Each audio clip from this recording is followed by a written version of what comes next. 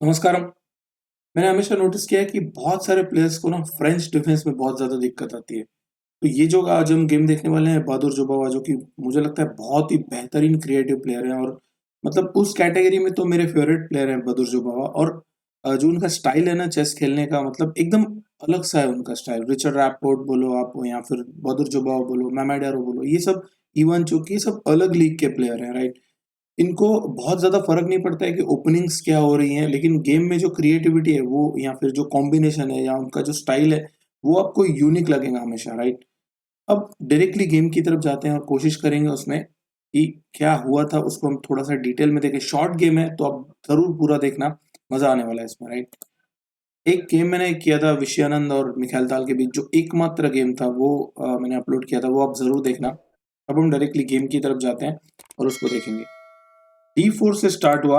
हालांकि आप सोचोगे यार फ्रेंच की बात कर रहे हैं हम और D4 से कैसे स्टार्ट हो सकता है ये गेम, लेकिन ये इजीली कन्वर्ट हो सकता है आफ्टर E6 E4। और अब हम लोग आ गए हैं फ्रेंच डिफेंस में, राइट। तो D5 खेला यहाँ पे, night C3 and bishop B4। ये बहुत ही ज्यादा पॉपुलर वेरिएशन है अभी तक हम देखें तो। हालांकि इसके अलावा जो दूसरा सबसे कॉमन वेरिएशन है यहाँ पे, that is night F6। Instead of bishop B4 आप नाइट F6 जा सकते हो, जिसमें बिशप G5 और साथ ही साथ नाइट F6 के बाद E5। ये दो मेजर वेरिएशंस हैं, लेकिन बहरहाल हम इस वेरिएशन में नहीं जाएंगे, हम बिशप B4 देखते हैं। बिशप B4 में जो मेन लाइन है जनरली वो E5, I think C5 A3, bishop takes knight, pawn takes. और ये बहुत ही ज्यादा थियोरेटिकल वेरिएशन है जिसमें बहुत बहुत सारे गेम्स अवेलेबल हैं और बहुत सारा थियोरी भी अवेलेबल है। लेकिन जैसे मैंने आपको बोला कि बहादुर जोबावा थियोरेटिकल वेरिएशंस लर्न करके या फिर उन पे वर्कआउट करके खेलने वाले प्लेयरों में से नहीं है। मतलब वो बहुत कम बार ऐसा करते हैं। तो उन्होंने खेला नाइट G2। ये एक साइड लाइन है जो बहुत सारे लोग यूज करते हैं। मुझे याद है बहुत सारे इंडिया में एक स्ट्रॉन्ग आईएम है जो ये वेरिएशन, मैंने उनको बहुत बार देखा है खेलते हुए। एक साइड वेरिएशन है तो डेफिनेटली ऐसा नहीं होता है कि हमेशा ब्लैक जो है वो उसके बहुत ज्यादा गेम्स इसमें हुए और उतना एक्सपीरियंस उसको है। तो अगर आप चाहो तो ये ट्रिकी लाइन आप यूज कर सकते हो अपने गेम में भी, राइट। डी का D4 मारा ओपोनेंट ने।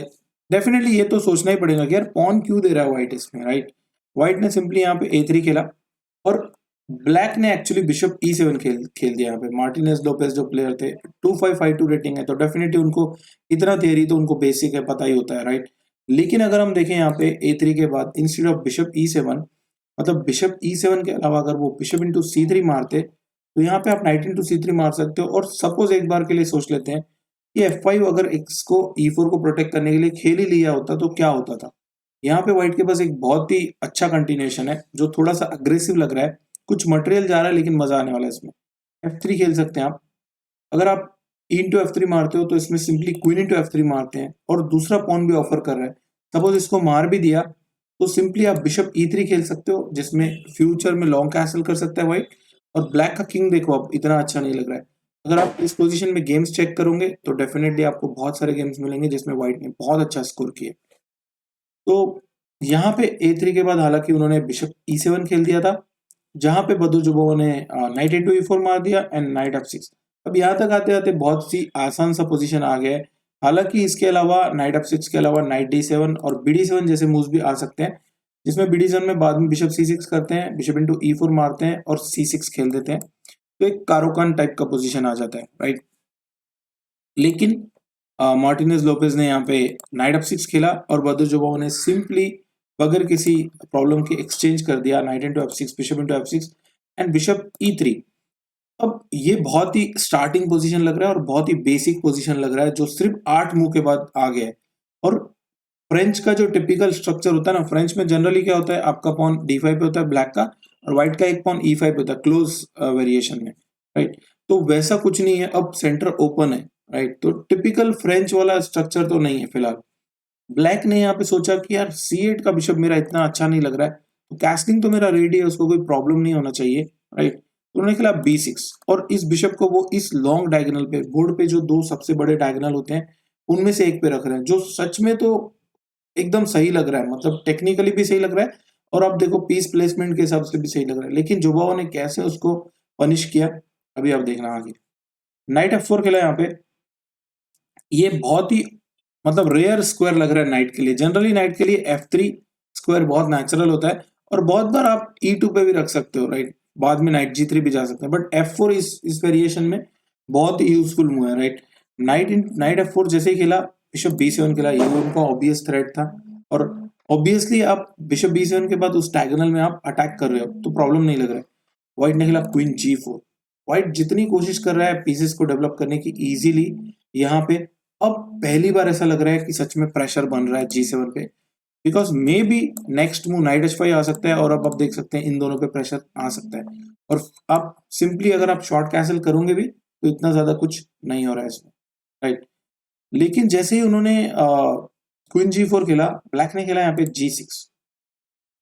अब प्रॉब्लम ये है, जैसे ही G6 खेला, व्हाइट के पास दो तरीके हैं जो मुझे बहुत ही आसान से लग रहे हैं। पहला ये कि आप H4 H5 खेलो और इन पॉन्स को वीक करो और भी ज्यादा, राइट? खासकर G6 और E6 को, मतलब ये तो वो ईट है जो इन दोनों को बचा रही है, तो इसको तो हम इतना इजीली नहीं अटैक कर सकते हैं, लेकिन आप G6 और E6 पे अटैक कर सकते हो, राइट?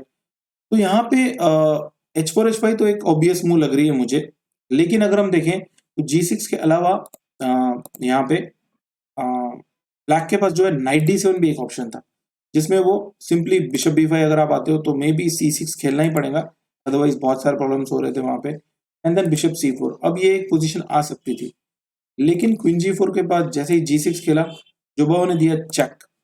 अब इस एक मूव के चेक से अब देख सकते हो कि सिंपली यहाँ पे C6 आ रहा है, तो मतलब इतना कुछ मिल नहीं रहा था, लेकिन अगर आप गौर करोगे तो टेक्निकली यहाँ पे ये जो बिशप है वो क्लोज हो गया है, मतलब फ्यूचर में आपको कभी ना कभी C5 खेलना पड़ेगा, तो आपका जो लॉन्ग कैसल वाला जो सपना था वो इतना इजीली आपका नहीं पूरा होने वाला है, राइट? और शॉर्ट कैसल में तो हमारे पास रेडीमेड अटैक है, H4 H5 आ ही रहा है। तो जुबाओ ने गेम के मात्र 10वें 11वें मूव पे ऐसी पोजीशन ला लिया जिसमें ब्लैक को अब बहुत ज्यादा सोचना पड़ रहा है। जो 2552 का प्लेयर जो फ्रेंच रेगुलर खेलता है, मतलब उनके लिए भी प्रॉब्लम आ गई है, राइट? बिशप C4 खेला उन्होंने, queen D6 and long castle. यहाँ तक जुबाओ ने बहुत ही इजीली सब पीसेस अपने डेवलप कर लिए। अब आप देखो यहाँ पे सिंपली रूक H1 आ रहा है, और व्हाइट के पीसेस की एक्टिविटी देखो कितनी बेहतरीन लग रही है, बहुत ही सही लग रहा है, राइट? यहाँ पे लास्ट माइनर पीस जो बचा हुआ था नाइट ऑन B8, वो उन्होंने डेवलप कर लिया, और अब थोड़ा सा रुक जाओ, यहाँ पे चेक करो क्या हो रहा है पोजीशन में, बिकॉज और थोड़ी सी ना आप एक दो लंबी सांस लो ताकि समझ में आए कि पोजीशन एक्चुअली क्या हो रही है। बहुत बार चेस में ना ठहराव बहुत जरूरी है, आपको थोड़ा रुक के चेक करना पड़ेगा क्या हो रहा है, because you are not playing a bullet game, right? आपको चेस में जो टाइम मिला है आपको वो देना ही पड़ेगा। बहुत लोगों को मैंने देखा है अननेसेसरी बहुत घाई करते हैं, राइट? आपके पास टाइम है, आप सोचो, कैलकुलेट करो, अलग अलग मूव्स कंसीडर करो, जो कैंडिडेट मूव्स आपने देखी हैं ऑप्शन ए बी सी, उनको कैलकुलेट करो। और गेम में अगर आपको लग रहा है कि रिस्क लेने के साथ ही कुछ ना कुछ इस गेम में हो रहा है, तो आप रिस्क लो, राइट? जहां तक मुझे पता है चेस में कॉम्प्लिकेशंस के बगैर मजा नहीं आता है, राइट? तो अब जो हुआ यहाँ पे, ये बहुत ही बढ़िया कॉम्बिनेशन उन्होंने खेला था जुबाओ ने। अब आपने देख लिया होगा, यहाँ पे नोटिस कर लिया होगा कि E6 और G6 मेन टारगेट थे, राइट? H4 H5 आ सकता था।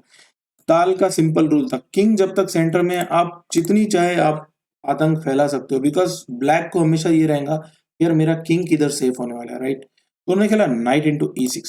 ये टिपिकल ताल, टिपिकल जोबा वाली स्टाइल है, जहां पे आप अनक्लियर चेस के लिए सैक्रिफाइस दे रहे हो। हालांकि यहाँ पे कोई भी सोच सकता है बिशप इंटू E6 क्यों नहीं आ सकता, राइट? क्योंकि इसमें F into E6 and then knight into E6।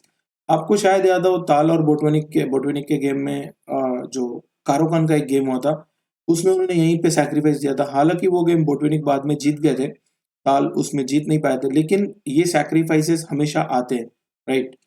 लेकिन नाइट इंटू E6 आने के बाद प्रॉब्लम ये हुआ, जैसे ही उन्होंने F इंटू E6 मारा, अब कोई भी सोचेगा यार बिशप इंटू E6 क्यों नहीं मार सकते, राइट? ये बहुत ही आसान सा मूव लग रहा था, लेकिन इसमें आप लॉन्ग कैसल कर सकते हो और ये पोजीशन बच जाती।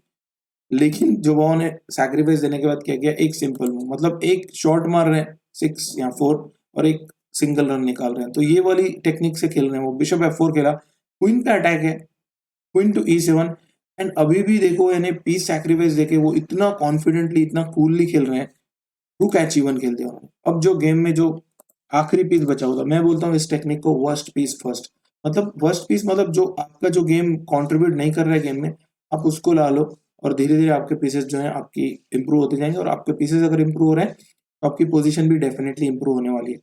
रूक H1 इतनी सही मूव है, इतनी कूल मूव है कि मतलब अगर लॉन्ग कैसल कर भी लेते हैं, जो कि उन्होंने किया था गेम में, मूव नंबर 16 पे उन्होंने लॉन्ग कैसल किया और अभी भी आपको शायद ये ट्रिक ध्यान में नहीं आया कि एक्चुअली वो क्या कोशिश कर रहे हैं। क्योंकि रुक इनटू E6 के बाद क्वीन जैसे ही F8 खेला, अब आप फिर से रुक जाओ, थोड़ा चेक करो क्या हो रहा है पोजीशन में, बिकॉज़ यहाँ पे उन्होंने बहुत ही ज़बरदस्त कॉम्बिनेशन सोच लिया था, राइट? और जो फिनिश था, यही मुझे बहुत पसंद आया था और नाइट G2 लाइन मैं खुद भी बहुत बार ट्राई करता हूँ, बहुत बार मैंने पढ़ाया भी है बच्चों को। लेकिन ये एक गेम मुझे लगता है इस पूरे वेरिएशन का एक बहुत ही मॉडल गेम है और अगर आपको ये याद है तो आपको एक कॉन्फिडेंस रहता है कि नहीं हाँ, नाइट G2 में बहुत बार ऐसे मूव्स आ जाते हैं, ऐसे गेम्स आ जाते हैं, ऐसे पोज़ीशंस आ जाते हैं जहाँ पे आप फ्रेंच को सीधा किल कर सकते हो, राइट? जैसे विशी आनंद को एक एक टाइम पे बोलते थे फ्रेंच किलर है, मतलब वो फ्रेंच के अगेंस्ट उनका स्कोर इतना अच्छा रहता था कि मुश्किल ही उनके साथ कोई फ्रेंच के गेम्स होते थे हाई लेवल पे, राइट? तो क्वीन एफ8 के बाद हुआ ये कि अब व्हाइट ने जो है एक बहुत ही अच्छा शॉट मत दिया यहाँ पे रुक इनटू C6 और कोई भी सोच सकता था यहाँ पे कि C6 को आप अटैक कर सकते हो, लेकिन रुक इनटू C6 में इमीडिएटली क्या हो रहा है? अभी भी बहुत लोगों को शायद ये ट्रिक ध्यान नहीं आया बिकॉज़ रुक मर रहा है बिशप इंटू हालाँकि रुक इंटू C6 पे ओपोनेंट ने रिज़ाइन कर दिया था यहाँ पे मार्टिनेज लोपेज़ ने, लेकिन रुक इंटू C6 को देखते हैं क्या हुआ था। बिकॉज़ जो जो रिज़ाइन का जो एक्चुअल रीज़न है, वो भी आपको चेक करना चाहिए कि क्या हुआ था एक्चुअली, क्या हो रहा है, राइट? क्या हो सकता था? रुक C6 खेला, अगर आप बिशप इंटू C6 मारते जो कि फोर्स्ड ही था, अदरवाइज़ आपको और कोई ऑप्शन ही नहीं है। तो यहाँ पे सिंपली बिशप A6 चेक आ रहा है, लेकिन यहाँ पे बिशप B7 वापस आ रहा है, तो प्रॉब्लम क्या है, राइट? अब आप कैसे रिलीज़ करोगे? बिकॉज़ आप 2 पीस डाउन हो, राइट? लेकिन यहाँ पे बहुत ही सुपर कूल मूव आ रही है और ये जोबाओ ने बहुत ही अच्छा नोटिस किया था। मुझे जहाँ तक लग रहा है जोबाओ की स्ट्रेंथ इतनी इतनी काबिल है, वो इतने उम्दा हैं कि जब उन्होंने मारा होगा ना नाइट इंटू E6 पकड़ के, तो डेफिनिटली उन्होंने देखा होगा कि ये सब आ रहा है, अदरवाइज़ वो मारते ही नहीं उसको। यहाँ पे सिंपली आ रहा है क्वीन F3, ऑब्वियसली आपने देख लिया होगा और यहाँ पे आप देखो अब जो थ्रेट है वो क्वीन C6 चेकमेट हो रही है, कहीं भी नहीं हट सकता ये। नाइट अगर आप E5 जैसे मूव्स खेलोगे तो B7 मेट हो रही है और अगर आप बिशप इंटू A6 मारते हो यहाँ पे तो क्वीन A8 चेक देने की जरूरत नहीं है बिकॉज नाइट D7 आ जाएगा उसमें, नाइट D8 आ जाएगा वापस और D7 स्क्वायर बन जाएगा। यहाँ पे सिंपली आप चेक एंड मेट कर सकते हो। तो ये एक जबरदस्त देखा था उन्होंने रुक इंटू E6 और रुक इंटू C6 आ रहा है करके और जो मैंने मेटिंग पैटर्न का एक वीडियो बनाया था वो जरूर देखना, उसमें बताया था मैंने कि बॉर्डन्स मेट क्या होता है। ये एक्चुअली पैटर्न है बॉर्डन्स मेट का, लेकिन इसमें एक स्टेप आगे है। B7 ऑलरेडी है तो आप बिशप A6 से बॉर्डन्स मेट तो नहीं कर सकते हो, लेकिन क्वीन F3 बहुत ही सही खेला उन्होंने और ये पीसेस देखो 1 2 3 इन लोगों ने कुछ किया ही नहीं, मतलब जहां लड़ाई हो रही थी वहां ये बढ़िया मस्त कुंभकर्ण की नींद ले रहे थे, राइट? तो जो दोनों रॉकेट लगे हुए थे हमारे F4 और C4 पे, उन दोनों ने ऐसा बेहतरीन अटैक किया, बेहतरीन कॉम्बिनेशन लाया उन्होंने कि रुक इंटू C6 पॉसिबल हो गया और जोबावा को ये कॉम्बिनेशन देखने के लिए मैं और एक बार सैल्यूट करना चाहूंगा बिकॉज उनके गेम्स यार देखने में आप इतना मजा आता है। आप देखो उनके जबरदस्त गेम्स हैं जोबावा के, राइट? बहुत जल्दी मिलते रहेंगे, खुश रहो, मस्त रहो, स्वस्थ रहो, बाय, थैंक यू।